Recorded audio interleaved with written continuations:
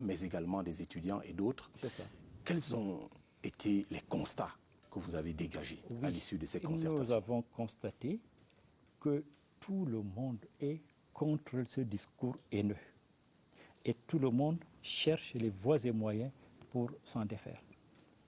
Vraiment, je me souviens de l'intervention d'une Bayam Selam qui a dit haut et fort, elle ne comprend pas. Elle ne comprend pas ce qui se passe. Elle vendait avant au marché. Elle n'avait de problème avec personne. Curieusement, comme du jour au lendemain, les choses ont changé, les choses ont évolué, enfin, dans un autre sens. Et les gens se sont mis à se regarder en chien de faïence et à se lancer des termes, souvent vraiment pas polis. Et il y a aussi l'intervention des promoteurs des médias qui ont aussi soulevé ce problème, mais qui ont dit absolument qu'il y a quelque chose qui ne va pas. Il faut donc trouver une solution. Toujours au sortir de ces concertations-là, le sentiment personnel que vous avez eu, peut-être aussi celui de l'ensemble de la commission, c'est que la situation est grave, elle est si grave? Absolument grave. Oui, vraiment parce que tout le monde était conscient du danger. Vous savez, c'est une gangrène vraiment qui est en train de gêner notre société. Et tout le monde avait envie d'apporter son petit plus pour détruire ce mal. C'est un fléau. Quels sont les secteurs les plus touchés, de votre point de vue? Je ne sais pas si le milieu jeune à travers les réseaux sociaux. Curieusement, on dirait qu'on ne leur dit rien à la maison et eux-mêmes acceptent cette situation-là. Il y a des termes qu'on utilise. Ce ne sont pas des termes qu'on utilisait dans le temps, dans les milieux des jeunes étudiants. Et aussi, certains hommes politiques. Certains politiques, quoi. Pas les grands, mais généralement, les plus jeunes qui se lancent des mots qui ne sont pas vraiment des mots gentils. On a d'ailleurs vu émerger un nouveau vocabulaire avec des appellations du type tontinard, sardinard. Vraiment, ce sont des appellations qui font sourire au départ. Je ne sais pas, monsieur Ntu Sankok, si pendant votre jeunesse, vous n'avez pas aimé la sardine, vous en mangez. Je peux vous dire que ce matin, j'ai mangé une salade à la sardine. Quand le boutiquier du coin n'avait même pas de clé pour vous ouvrir votre boîte, vous cherchez un clou et un caillou. Vous tapiez là et vous sortez votre sardine, le sardine du Maroc qui a autrefois coûté 60 francs, je ne sais pas comment, et avec votre petit doigt, vous sortiez votre morceau de sardine que vous mangez. La tontine, mais écoutez, ce n'est pas une culture, c'est la cotisation, je crois, n'est-ce pas? Je ne sais pas si être ensemble. Dans sa première acception, c'est la cotisation. Oui, absolument. Et alors, moi, je me demande, d'où vient-il que ce terme est aujourd'hui une autre interprétation? Je me pose la question, si ce n'est pas le suffixe AR, ARD, qui crée problème. C'est-à-dire? C'est-à-dire, voyez-vous, quand on dit de quelqu'un qu'il est sardinard, quand il est tontinard, il y a un ton de... Une connotation péjorative. Un ton et même dépréciatif. Dépréciatif. Dans le terme. Mais alors, on a l'impression que vraiment ce suffixe ARD, art, hein, s'il dit que quelqu'un est un connard, hein, un vantard, voyez-vous, ce sont des termes qui ont une coloration... un nulard. Voilà, un nulard, voyez-vous. Je pense que c'est ça qui crée problème. Peut-être, c'est vrai qu'aujourd'hui, on change même les termes. On ne parle plus de réunion. On ne parle plus de tontine. Enfin, on en parle, mais on parle plus de réunion. Mais sardinard, moi, comme vous avez dit ce matin, vous avez eu à manger votre sardine. Est-ce que c'est possible que vous êtes sardinard avec ce ton dépréciatif? Je reste moi-même, Monsieur le Président. Alors là, moi, je pense que ce terme-là, bon, je ne sais pas pourquoi ils ont pris cette connotation dépréciative, comme je disais tantôt, n'est-ce pas? Une espèce de de stigmatisation et qui met la différence entre les gens. On dirait que c'est deux groupes Qui s'opposent. oui, qui s'affrontent, mais vous êtes mangeur de sardines. Alors, Monsieur le Président, vous nous dites que la situation est grave, mais lorsque vous parlez simplement du discours de haine, est-ce que vous ne minorez pas la situation? Il s'agit aussi d'actes de haine qui sont posés, qui sont visibles, ou alors on prend le discours comme un acte? Prenons le discours comme un acte, parce que jusqu'ici, notre pays est un pays calme. On n'a pas encore vu des actes de violence où les gens ont posé des actes qui dérangent vraiment des actes, mais ce sont des paroles. Pour vous, on va prendre les paroles comme étant, Voilà, des paroles, comme étant des actes. les actes. Maintenant, qu'est-ce qui fait le plus problème à l'analyse de la commission?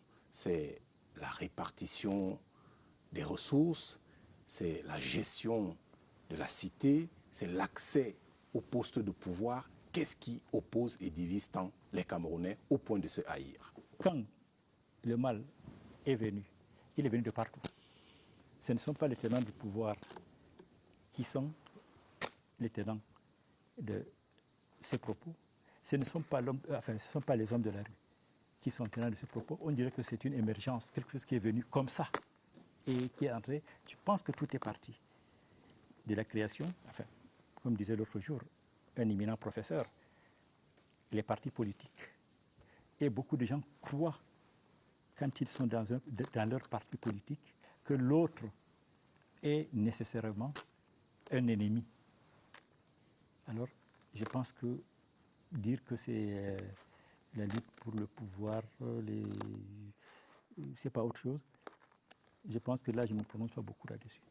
Mais vous ne vous prononcez pas, pourtant, il vous souvient quand même, Monsieur le Président, qu'il y a une éclosion d'un certain nombre de mouvements. Il y a 11 millions je pense, de nordistes. Une sorte de retour un peu à la région, à la tribu, en tout cas, de repli identitaire. Oui. Est-ce que vraiment c'est un problème? C'est pour moi, je ne vois pas ça de cette manière-là, encore une fois. Les mouvements qui sont créés et c'est porté à l'attention de l'opinion, n'est-ce pas? Et vraiment, il n'y a pas de mal à ce que les individus se retrouvent. Vous savez, c'est dans la diversité, n'est-ce pas, qu'on trouve des possibilités de s'unir. Dans nos différences, on peut avoir des références. Aussi, ces mouvements que vous citez, vraiment, si vous les prenez comme des mouvements justes pour rassembler et pour que tout le monde comprenne ce qu'il faut faire, que ce ne soit pas un repli identitaire comme vous le dites, à mon avis, c'est quelque chose de clair qu'il faut absolument voir dans quelle mesure canaliser tout cela et faire de notre pays ce que nous voulons. Parce que tous ces mouvements-là, me semble-t-il, favorisent quand même le recul du sentiment d'unité nationale et même de la quête de l'unité nationale. Il vous souvient que même au début des années 90, il y a eu donc cette montée des mouvements identitaires et vous savez ce qui a suivi par la suite. Oui. Est-ce que vraiment il y a un repli réel d'identité dans ce cas? C'est la question que je vous pose. Oui, et moi aussi, je vous retourne la question. C'est à vous d'apporter les réponses ce soir. Et vraiment essayer aussi de nous aider. Est-ce que vraiment vous voyez dans ça, est-ce qu'il y a vraiment un repli identitaire? Pour vous, il n'y en a pas? Moi, je ne vois pas. Bon, on va vous le concéder. Alors, est-ce que la tribu et la relation avec l'autre ne sont pas finalement otages de la politique et des politiciens qui les instrumentalisent? Vraiment, je me pose la question de savoir si les politiques instrumentalisent réellement. Parce que vous savez, dans ce cas, il suffit tout simplement de prendre conscience que ce que nous faisons, que dans nos différences, on peut trouver des références et peut-être avancer dans ce sens. Et tout ce que nous devons faire, c'est aller vers le sens de l'éducation. Éduquer nos masses, faire comprendre à nos enfants, à nos petits-enfants, que le Cameroun est un pays laïque, unique et indivisible.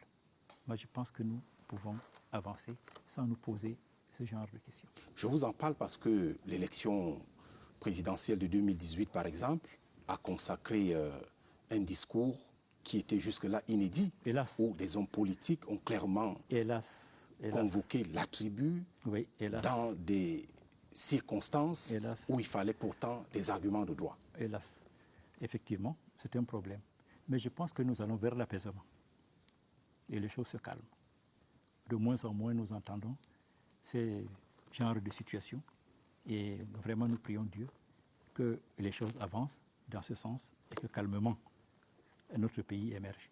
Je voudrais vous proposer de marquer un arrêt pour entendre un certain nombre de voix, notamment celles des politiques, mais aussi d'universitaires, qui essayent de nous donner ce qui pourrait être considéré comme les causes et les fondements du discours de haine. C'est dans cet élément tourné par Augustin Guizana. Les leaders d'opinion, tous bords confondus, rencontrés à Yaoundé sont unanimes. Les acteurs politiques sont sur le banc des accusés dans la propagation des discours de haine et la xénophobie au Cameroun. L'origine, ça pourrait aussi être les discours des hommes politiques. Parce que les hommes politiques ont nourri, se basent sur le communautarisme, le tribalisme, pour délivrer, pour essayer d'engranger des voix. Tout le monde se rappelle de ce qui s'est passé lors de l'élection présidentielle, où les joutes oratoires étaient au-delà du projet de société de chacun pour des replis identitaires. Ce sont des qualificatifs condamnables, parce qu'en réalité, personne n'ignore que Tontina renvoie à un certain groupe qui a soutenu un certain leader de l'opposition, et c'est condamnable. Malheureusement, ceux qui accusent les autres de Sardina ont créé une image à l'effet de donner l'impression, une image triste aussi. Il faut le rappeler, que ceux qui soutiennent effectivement le gouvernement n'ont pas de tête. C'est une injure inacceptable. Ils ont leur petite idée pour combattre le mal qui gangrène la société camerounaise aujourd'hui. Il faut éduquer les hommes politiques à être des patriotes. Voyons aujourd'hui qu'il y a une prolifération de partis politiques. Mais est-ce que ces leaders politiques ont conscience de la responsabilité qu'ils ont au niveau de la société? Moi, j'en doute. Donc, le langage politique est pour beaucoup dans cette dérive de discours de haine. Et donc, moi, je pense que ce que la commission Moussonga est en train de faire est louable, mais il faut approfondir cela, il faut aller à la racine du problème. Je crois qu'on peut réconcilier tout ça en changeant le style de communication entre les partisans de Tontina et les partisans de Sardina, à l'effet de leur montrer en fait que nous sommes un Cameroun uni. Parce que tant que le discours politique aussi, ça il faut le reconnaître, n'œuvre pas pour que ce type d'expression ne revienne pas, eh bien ça ne pourra jamais changer. Moi ici, il faut tout simplement accuser une fois de plus les acteurs politiques, tous partis confondus, aussi bien ceux de l'opposition que ceux du pouvoir.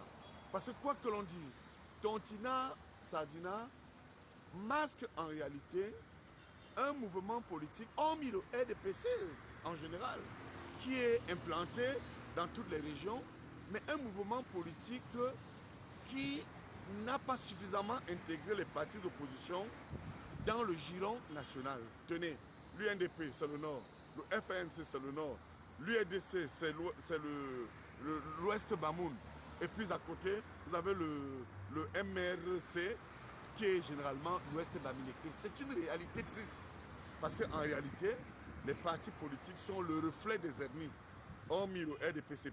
L'urgence est donc hautement signalée. Peut-être ce sont les 33 recommandations du colloque national sur le discours de haine et la xénophobie au Cameroun, organisé par la Commission nationale pour la promotion du bilinguisme et du multiculturalisme, qui viendront donner un coup d'accélérateur dans la lutte contre ces fléaux.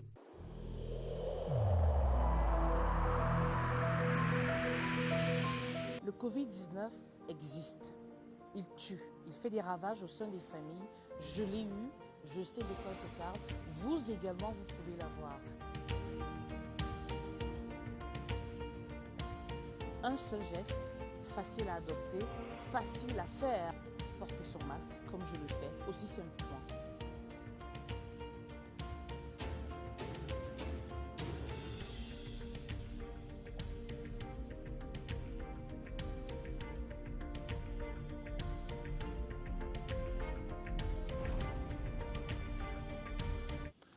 Monsieur le Président, dites-moi, est-ce que le traitement de ce mal n'a pas été lent? Parce qu'il vous souvient qu'au début de la décennie 2010, en tout cas en 2011, il y a 10 ans maintenant, la presse dénonçait déjà à travers les câbles de Wikileaks, la presse attirait déjà l'attention à travers les câbles de Wikileaks qui avaient donc mis en scène de hautes personnalités de l'État qui s'étaient laissées aller à des confidences qui étaient clairement tribalistes, indiquant que telle tribu ne peut pas ou ne devrait pas diriger le Cameroun. Vraiment, de mémoire d'homme adulte, j'ai souvent entendu parler de cette histoire-là sans en être convaincu sérieusement. On parle des gens qui ne peuvent pas, qui peuvent, et tout ça, je pense que ce sont des mots qu'il faut revoir. Est-ce que la réaction quand même de ceux qui doivent, on va dire, gérer cette situation n'est pas lente de votre point de vue? Parce qu'on a vu venir quand même, on a vu monter cette haine. Oui. Est-ce qu'aujourd'hui, on ne peut pas constater qu'il y a eu une lenteur dans la décision? Est-ce qu'il y a eu vraiment de la haine à l'intérieur quand on parlait de ça? Si vous avez tenu un colloque, oui, c'est qu'il y en a? Oui. Alors, enfin, justement, c'est pour arriver à là. Et effectivement, il y a quelque chose qui n'avait pas marché, si réellement tout avait été dit de cette manière-là. Et ce colloque qui a été organisé par la Commission nationale pour la promotion du bilinguisme et du multiculturalisme est dû à un constat fait, quelque part, où les gens ne se respectent plus, où il y a la xénophobie. Il n'y a pas seulement le discours de haine, mais il y a aussi la xénophobie. Vous êtes quelque part, on vous dit, vous n'êtes pas d'ici, vous êtes venu, repartez, etc. À mon avis, nous sommes en train d'avancer et les choses vont aller. Il fallait tout simplement parler et nous sommes en train de parler. Avec ce colloque déjà, c'est déjà un début de quelque chose. Mais avant, au niveau de la commission, depuis 2 ans, le président de la CNPB a créé un comité ad hoc pour lutter contre ce discours haineux. D'ailleurs, je profite pour remercier la CRTV et la presse Cameroun Tribune qui ont eu à diffuser plusieurs fois nos messages. Un comité ad hoc que vous présidez par ailleurs. Que je préside, effectivement. Nous avons eu à présenter nos travaux lors de nos tournées dans le Nord et l'extrême Nord et nous avons des documents à la disposition de ceux qui veulent bien savoir. Cameroun Tribune a publié plusieurs fois nos slogans, nos messages de paix et de solidarité pour un Cameroun uni et solidaire. Quel était le but du colloque de Yaoundé? Vraiment, c'est de continuer. C'est une nouvelle campagne de lutte contre le discours haineux et la xénophobie. Le but de ce colloque, c'est de réveiller encore davantage les esprits, toucher le plus possible les partenaires dans les milieux des journalistes, de la société civile, les hommes politiques, les religieux, pour apporter une solution à ce mal qui gangrène notre société. Et je vous assure que le panel, c'est un panel constitué d'universitaires, un comité technique très élevé, d'un très haut niveau, et qui ont fait des exposés extraordinaires, et nous avons tiré des conclusions absolument positives. Alors ces conclusions-là vont être mises à la disposition de tout le monde, et puis on ne va pas s'arrêter là, on va continuer. Oumar Odjika Saïdou, d'aucuns vous diront que c'est un coup d'épée dans l'eau, puisque, comme je l'ai dit en introduction, la commission, le Conseil national de la communication avait déjà organisé une initiative similaire. Donc nous restons là au stade des discours, oui, des discours, et des colloques. Il faut continuer. Il faut toujours en parler. On ne peut pas s'arrêter. Nous sommes en train d'aller vers l'avant. Et vous allez voir, les enfants, vous avez dit tout à l'heure qu'il y avait des universitaires dans la salle, des étudiants des universités. Il y avait des jeunes. Il y avait le Conseil national de la jeunesse qui était là. Il y avait le ministère de la jeunesse et de l'éducation civique qui était représenté. Bref, tout ce monde était là pour voir exactement ce qu'il faut faire. Parce que je vous assure, on ne peut pas recréer le monde du jour au lendemain. Et nous sommes obligés d'avancer. Nous sommes bien conscients de ce qu'a fait le Conseil national de la communication. Bien conscients. J'ai même eu à participer à une de leurs rencontres au niveau de Montfébé. Je vous assure que c'était un travail sérieux, mais il faut continuer. On ne va pas s'arrêter. Quel rôle les médias pourraient par exemple jouer dans le travail que vous faites? Être régulier dans la publication des éléments allant à l'encontre de ces discours haineux et de cette xénophobie qui est en train vraiment d'avancer. Les médias eux-mêmes sont-ils porteurs de ce type de messages, des messages de haine? Je ne saurais le dire. Peut-être les médias en ligne? Je ne saurais le dire, mais tout simplement, tout ce que je faisais à travers les réseaux sociaux, actuellement, tout se dit. Et c'est difficile de canaliser ce discours dans les réseaux sociaux.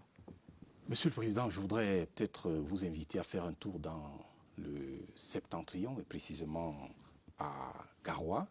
Je pense que vous suivez peut-être un peu l'actualité de la succession du Lamido de Garoua. Ah, un sujet absolument délicat, mais puisque vous parlez précisément de Garoua, que je connais, à mon avis, dans le respect strict des traditions et aussi des principes sacro-saints qui sont la noblesse et la dignité qui caractérisent nos chefferies traditionnelles. Et je pense que tout se passera dans le calme et la sérénité et l'apaisement sera de mise. C'est tout ce que je peux vous dire à propos.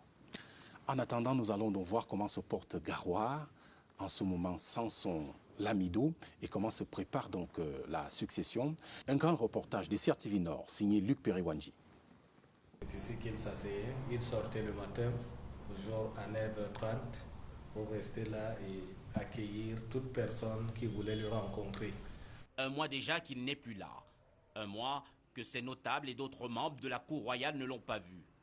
Un mois déjà que le trône et le règne, long de 21 ans de Sa Majesté Ali Mayatou, est couvert par un pan de voile. Orphelin de son chef depuis le 5 avril 2021, le Lamida de Garoua, toujours aussi inconsolable, porte encore le deuil. C'est un monsieur qui nous a manqué énormément. Le Lamido Alim Garga Hayatou était pour nous non seulement pour un Lamido, mais un très grand conseiller. Il manquait à toute la population, soit pris individuellement ou collectivement. Un chef doit manquer à sa communauté. Absence remarquable, tout aussi remarquée dans le quotidien des habitants de Garoua, qui apprennent difficilement à vivre sans un homme, un père, qui faisait résolument corps avec leur vie. Chaque fois qu'il sort de la mosquée avec nous, par exemple, il nous attend pour pouvoir se saluer avec beaucoup d'entre nous. Il venait même ici dans la maison. Il venait voir le grand frère.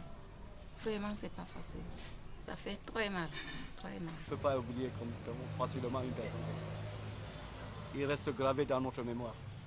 Lors de sa dernière visite à Garoua, peu avant son décès, Ali Mayatou avait fait promesse à ses proches de revenir, comme à son habitude, communier avec eux lors du jeûne du mois de Ramadan, moment de dévotion que la ville va devoir apprendre à passer sans l'assistance de celui qui en était aussi l'un des chefs religieux, un homme de prière. La disparition d'Alim Hayatou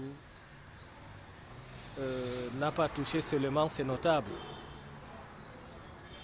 Les pauvres de Garoua aussi, les nécessités qui venaient vraiment chaque soir déjeuner ici au mois de Ramadan, ne font que pleurer son départ.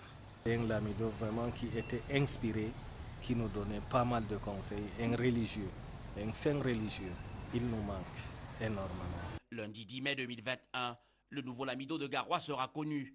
Retenant son souffle, la ville et ses habitants en premier attend bien plus qu'un successeur, un consolateur.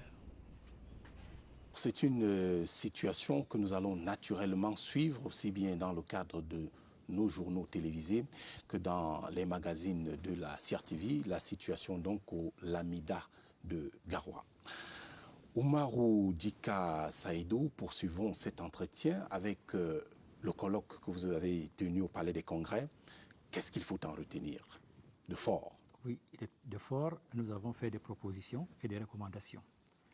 À court terme, mettre sur pied une coalition nationale de lutte contre le discours de haine et de xénophobie, associant toutes les parties prenantes, ainsi que les organisations de relais, telles que les associations des étudiants, le Conseil national de la jeunesse, le Conseil national de la communication, le MINJEC et les instituts de formation.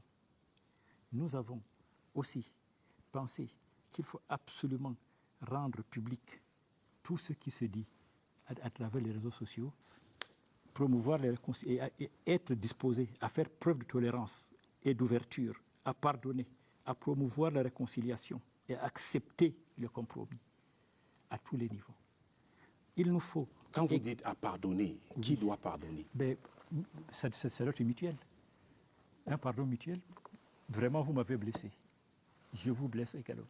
Tout ce que nous pouvons faire, il faut qu'on se regarde et après on regarde tous dans la même direction. Ça veut dire qu'on s'est pardonné. Ces résolutions-là, il y en a plein. Il y en a d'autres. Elles sont d'application immédiate? Oui, moyen terme. D'abord à court terme, à moyen terme et à long terme. Mais qu'est-ce que vous croyez en mesure d'être fait, par exemple, on va dire, d'ici la fin de l'année ou d'ici le début de l'année prochaine? Qu'est-ce qui va changer? Il faut qu'on continue à dialoguer, à parler et revoir tout le monde, mettre tout le monde à contribution. Les partenaires sociaux, comme je disais tantôt, la société civile, vous les journalistes, les parents, les éducateurs, que tout le monde prenne conscience de ce qu'il y a et que aussi les législateurs prennent des responsabilités à sanctionner ce genre de problèmes. Vous savez, le discours haineux est sanctionné par les instances internationales, l'ONU, l'UA, l'Union européenne, et au Cameroun, il y a ces lois qui existent. Partout, on parle bien de sanctions.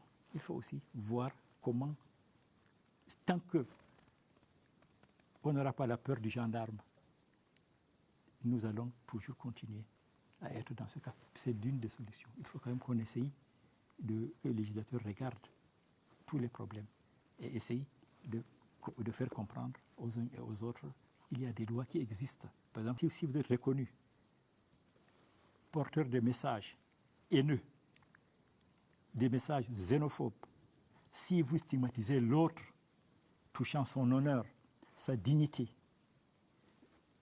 vous êtes condamné. Il faut appliquer ces lois. Mais il faut absolument appliquer ce genre de sanctions.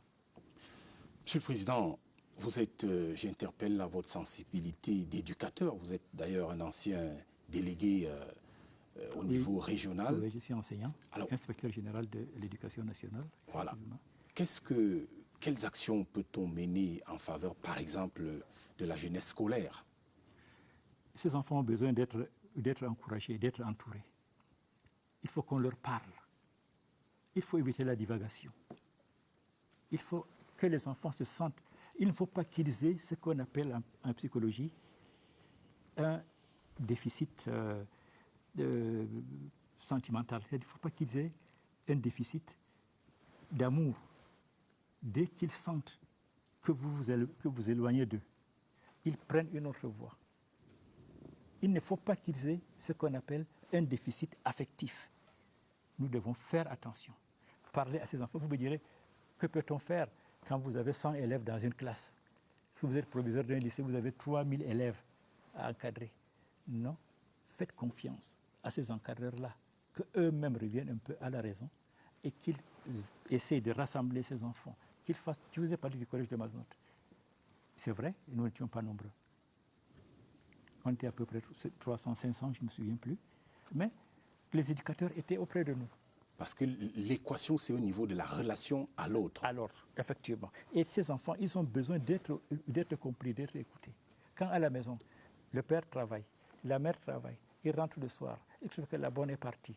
a laissé juste de quoi casser la croûte sur la table. Le père revient tard. La mère... Bref, il y a quelque chose. Il y a un vide. Est-ce que vous pensez, Monsieur le Président, que la situation actuelle appelle par exemple une réinvention de certains paradigmes de gouvernance comme l'équilibre régional, que certains trouvent dépassé et contre-productif? Oui.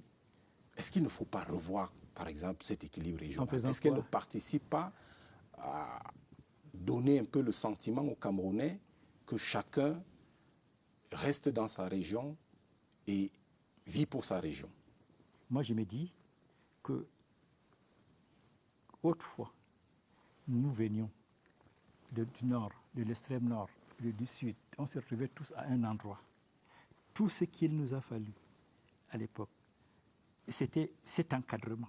Et on n'avait pas ressenti un déficit d'encadrement ou un déficit affectif auprès de nos enseignants, auprès de nos parents, parce que le mieux est d'être tous ensemble et avoir le sens d'être ensemble et tous d'une même communauté.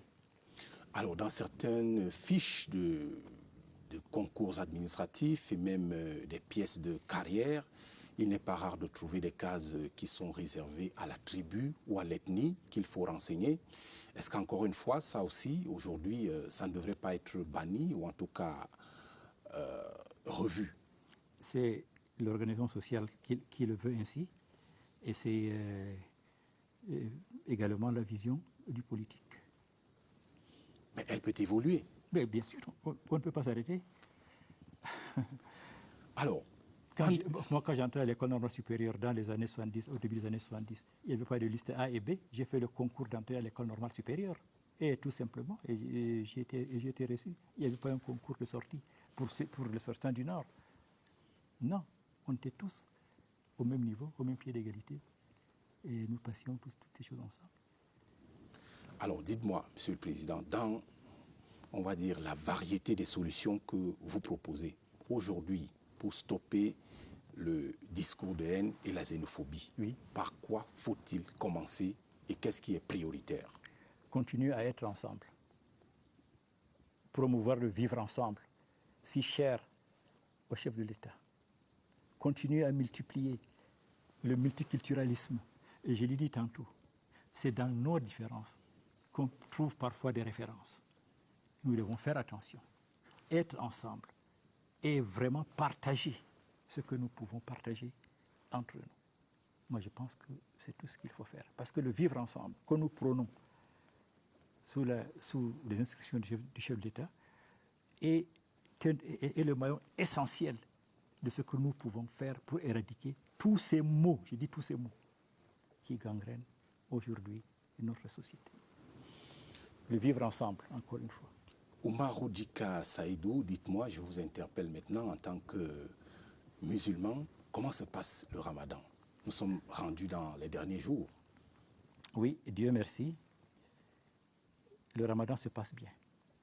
Vous savez, quand ce mois béni pointe à l'horizon, tout musulman qui a la chance de vivre ce moment-là a un sentiment de joie, de satisfaction. Il remercie Dieu de lui avoir donné la chance de vivre encore un an et de tomber sur ce mois béni. Ce mois où le Coran a été révélé au prophète Mohammed sallallahu alayhi wa sallam et où tout musulman est dans une situation de prière, d'invocation et pendant tout le temps. Faire le ramadan, ce n'est pas rester toute la journée sans manger. Non. C'est aussi savoir retenir sa langue, savoir dire la vérité, savoir poser des actes positifs, faire l'aumône, respecter les principes sacro-saints de la religion musulmane. On ajouterait aujourd'hui, en contexte de coronavirus, que faire le ramadan, c'est aussi respecter les mesures barrières. C'est ce que nous allons voir dans l'élément que nous propose Barbara Padjama, le ramadan en contexte de Covid-19 et le respect des mesures barrières. C'est devenu une sourate dans les sermons des imams au Modibo. Se tenir à l'écart, garder de près son masque ou baigner dans les ablutions toute la journée. Les fidèles musulmans en ont fait des piliers pendant ce mois de restriction. Nos dignitaires, nos religieux ne cessent de dire, de répéter que cette maladie est vraie, que cette maladie existe. Faire tout et tout pour se protéger, d'entrer dans la mosquée avec un masque. Au cours des prières, vous avez des vigiles et des responsables qui, n'est-ce pas, circulent ci et là pour se rassurer que les mesures sont respectées. Ils étaient tous en mission, les guides religieux du pays, pendant cette période. La soumission ne s'est pas négociée. L'islam vient préserver la santé. À chaque entrée, on a prévu de l'eau et des récipients de l'eau pour que les gens puissent se laver les mains. On a exigé à chaque fidèle qui entre à la mosquée d'avoir son tapis, c'est-à-dire un tapis strictement individuel et un cache-nez sans lequel personne n'avait accès à l'intérieur du camp. Et puis l'observation des distances sociales. Ça, nous avons veillé à ce que ce soit vraiment une habitude dans nos mosquées, dans notre société.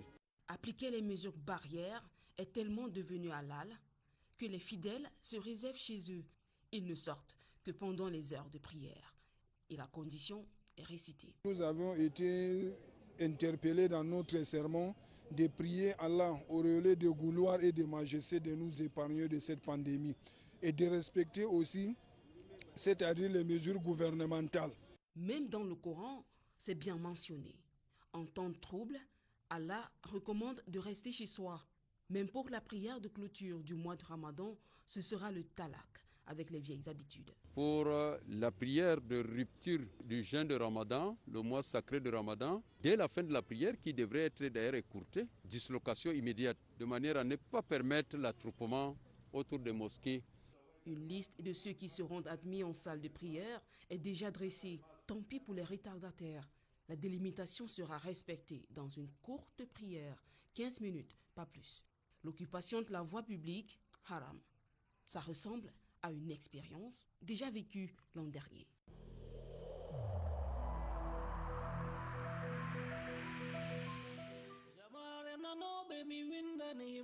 Mes frères, mes enfants, mes amis, mes parents, réellement coronavirus existe.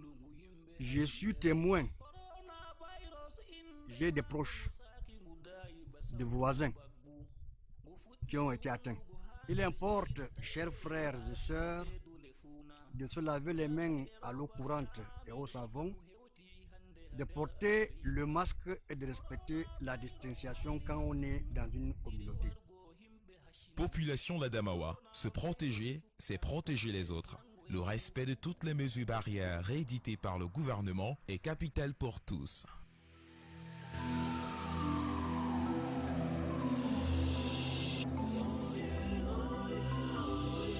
Monsieur le Président, on va maintenant jeter un coup d'œil à la correspondance de nos internautes qui vous ont adressé quelques questions. D'abord, Kléber Fils veut savoir pourquoi n'y a-t-il pas de mesures drastiques pour lutter contre le tribalisme qui prend de l'ampleur au Cameroun. Oui, je l'avais dit tantôt, il y a des lois qui sont prises, il y a les décrets d'application, il y a la loi 215 du 007 du 20 avril 2015 relative à l'activité audiovisuelle au Cameroun. Le contenu des programmes ne doit en aucun cas inciter à la haine. Et le décret 2158 du 3 avril 2008 fixant les conditions et les modalités de création et d'exploitation des entreprises privées. Et aujourd'hui, l'adoption de la loi du 24 décembre 2019 modifiant l'article 241 du Code pénal, notre pays est passé à la vitesse supérieure. C'est-à-dire? C'est-à-dire que toute personne qui tiendrait des discours de haine ou procède aux incitations à la haine, à la violence contre des personnes en raison de leur appartenance tribale ou ethnique s'expose à un emprisonnement ainsi qu'à une amende allant de 300 000 à 3 millions de francs CFA. Donc les mesures sont là. Ok.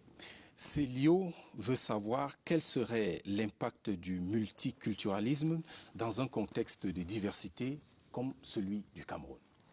Oui, je disais tout à l'heure que c'est dans nos différences qu'on se retrouve. Et je l'avais dit au départ que toute différence dans toute différence, on peut bien trouver des références. Il suffit tout simplement d'accepter l'autre. Je me souviens, ça c'est une citation que tout le monde dit, « Si tu diffères de moi, loin de mes lésés, tu m'enrichis », que disait le poète. Et ou bien comme dit Saint-Exupéry, « Si tu diffères de moi, loin de mes lésés, tu m'enrichis ». Il suffit tout simplement de se comprendre, de partager. Que notre multiculturalisme ne soit pas... Déjà, quand on parle de multiculturalisme, c'est qu'il y a plusieurs cultures. Et ces cultures doivent s'accepter. Aujourd'hui, je peux aller à l'ouest. Par exemple, je prends l'ouest et je trouve un repas fait de cookies et de macabo. Je trouve aujourd'hui le même repas chez moi, dans ma propre maison en Ngaoundéré. Je trouve le même repas. On peut aussi me le servir. Ça veut dire qu'il y a quand même déjà quelque chose que les gens se retrouvent. Merci à Daniel Mouadoumé de la rédaction web qui a donc rassemblé et transmis ces questions. Revenons maintenant à nos échanges pour nous interroger peut-être sur l'action de la Commission nationale pour la promotion du bilinguisme et du multiculturalisme. En dehors de ce colloque et des autres activités, qu'est-ce que vous avez fait de majeur, de fondamental pendant 4 ans? Sous la houlette de notre président, son Excellence M. Pete Mafani Moussongé, nous avons organisé nos sessions de manière normale. Nous avons proposé à qui de droit toutes les observations faites par les uns et les autres adressées à nous. Nous avons organisé les déplacements de benchmarking dans les pays, en Suisse et au Canada. Nous avons reçu les hauts responsables du monde diplomatique. Nous avons effectué des missions dans les régions du sud-ouest et du nord-ouest pendant des périodes difficiles. Je me souviens, notre visite à Bamenda avait été signalée comme un danger, mais courageusement nous sommes allés. Et Justement, j'allais vous demander, puisque vous vous occupez également de consolider la paix, qu'est-ce que vous avez fait pour l'apaisement de la crise dans le nord-ouest et le sud-ouest? Écoutez d'abord les populations, avoir tous les éléments, les causes profondes de tous ces mots, et essayer de parler avec ceux qui peuvent nous comprendre. Et encore une fois, nous saluons les actions fortes de nos forces de défense qui font quelque chose là-bas sur place. Et au niveau du nord-ouest et du sud-est, nous n'avons pas les bras croisés. Vraiment, nous continuons à travailler et nous proposons à qui de droit toutes nos observations.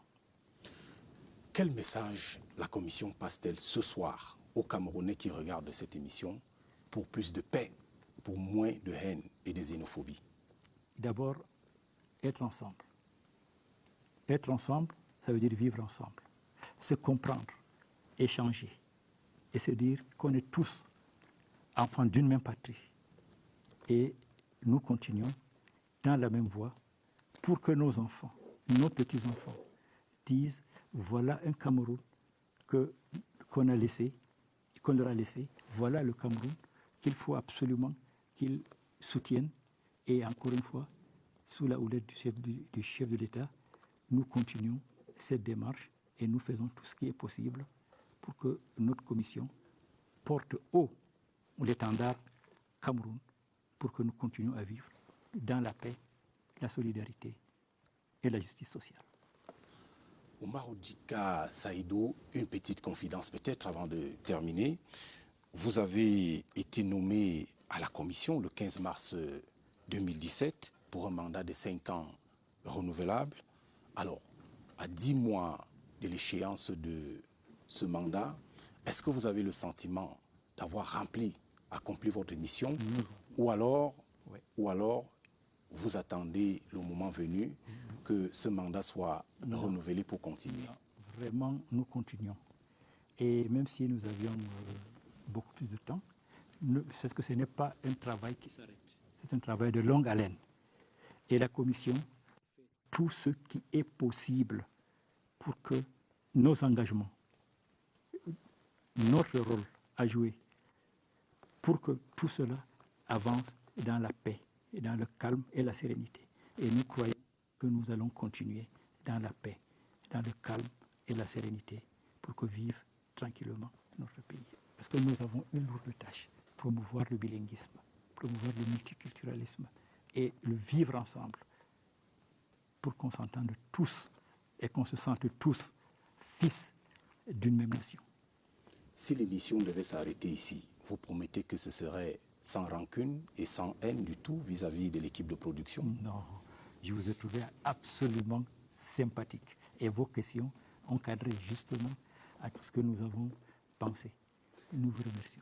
Alors, je conclus en vous disant tout le plaisir que nous avons eu à vous recevoir, Oumarou Djika Saïdou. Je rappelle que vous êtes le vice-président de la Commission nationale pour la promotion du bilinguisme et du multiculturalisme. Vous étiez l'invité d'Actualité Hebdo ce dimanche. Merci. Je vous remercie, M. Tussé. Merci à vous-même, mesdames et messieurs, d'avoir regardé cette autre édition d'Actualité Hebdo. Restez sur votre chaîne, la CR TV. L'actualité, c'est ici. Bonsoir.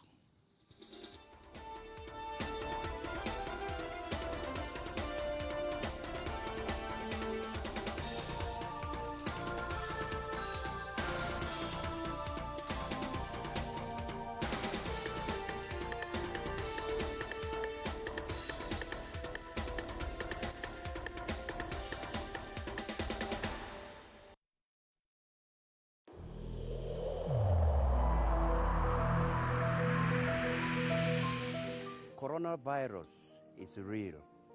Do not wait, dear brothers and sisters, to be victims before you believe that coronavirus really exists. Let us respect all the barrier measures prescribed by the authorities. Let us regularly wash our hands with soap and water. And of course, let us respect the social distance. Then lastly, do not forget to always step out in the public with your mask.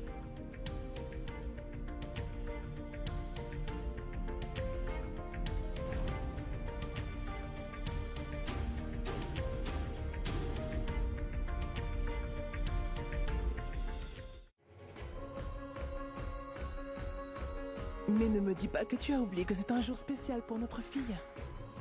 Toutefois, tu sais quoi, mon cher mari? Eh bien, si tout se passe comme prévu aujourd'hui, notre petite princesse sera heureuse pour toujours. Non, non, j'ai pas envie de l'épouser. Comment oses-tu entrer dans ma maison et m'insulter moi et ma bossée? Sors tout de suite d'ici. Ne perds pas de temps, va-t'en.